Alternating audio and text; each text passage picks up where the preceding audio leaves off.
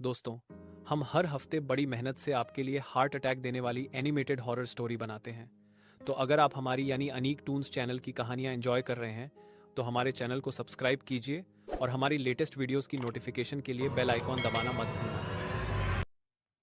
The Conjuring 1971 में Rhode Island के एक शांत गांव में पेरोन फैमिली अपने सपनों का घर लेकर वहां रहने आई। घर बड़ा था, पुराना, लेकिन सुंदर। 5 बेटियां, एक माँ कैरोलिन और पिता रोजर वहां शिफ्ट हुए। उन्हें लगा उनकी नई जिंदगी यहीं से शुरू होगी, लेकिन असल में वो डर की दुनिया में कदम रख चुके थे। पहले कुछ हफ्तों तक सब ठीक था, पर जल्द ही अजीब घटनाएं शुरू हो गई। रात में किसी के चलने की आवाज आती, खिलौने अपने आप हिलते और सुबह सुबह बच्चों के शरीर पर अजीब खरोंचें दिखाई देती। कैरोलिन को बार बार रात में किसी औरत के फुसफुसाने की आवाज़ सुनाई देती, get out of my house. एक दिन जब उसने दीवार से आती आवाज़ को सुना, उसने टॉर्च से देखा। वहाँ से किसी के नाखून जैसी खरोंचें निकल रही थी। एक रात सबसे छोटी बेटी अप्रैल ने अपनी माँ को बताया, मम्मी, मेरी एक नई दोस्त है, उसका नाम बातशेबा है। कैरोलिन ने सोचा कि बच्ची का कल्पना का खेल है, लेकिन जब उसने पूछा वो कहाँ रहती है, तो अप्रैल ने इशारा किया, अलमारी के अंदर। धीरे धीरे कैरोलिन का व्यवहार बदलने लगा। वो कमज़ोर दिखने लगी, बिना वजह गुस्सा करती और रात में नींद में चलने लगी। रोजर को लगा शायद घर की थकान है, लेकिन एक रात उसने कैरोलिन को बाथरूम में देखा।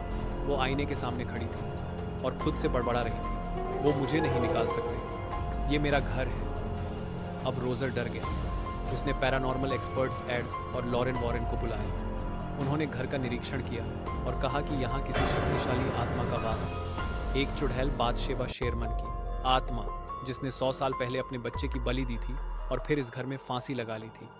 मरने से पहले उसने शाप दिया था कि जो भी इस जमीन पर रहेगा वो कभी चैन से नहीं जी सकेगा। वॉरेन कपल ने घर में कैमरे और माइक्रोफोन लगाए। रात में हर कमरे में भयानक आवाज़ें रिकॉर्ड हुई, बच्चे रो रहे थे और किसी औरत की तेज चीखें सुनाई दे रही थी। लॉरेन ने बताया कि बातशेबा अब कैरोलिन के शरीर में प्रवेश कर चुकी है। अब एक्सॉर्सिज्म शुरू हुआ, एक तांत्रिक अनुष्ठान जिससे आत्मा को बाहर निकालना था।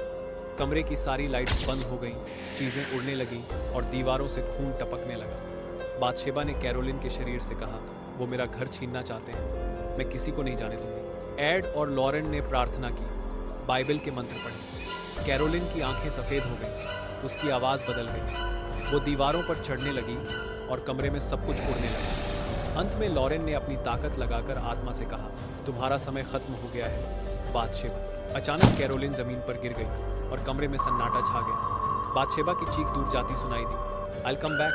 उस रात सब कुछ शांत हो गया। फैमिली ने एड और लॉरेन को धन्यवाद कहा और वहाँ से चले गए। लेकिन जाते जाते लॉरेन ने महसूस किया कि हवा में अब भी वही ठंडक थी, जैसे कोई अभी भी वहाँ मौजूद हो। शायद बातशेबा पूरी तरह नहीं गई थी, शायद वो अब किसी और घर की तलाश में थी। आपको ये कहानी कैसी लगी, कमेंट में ज़रूर बताएं।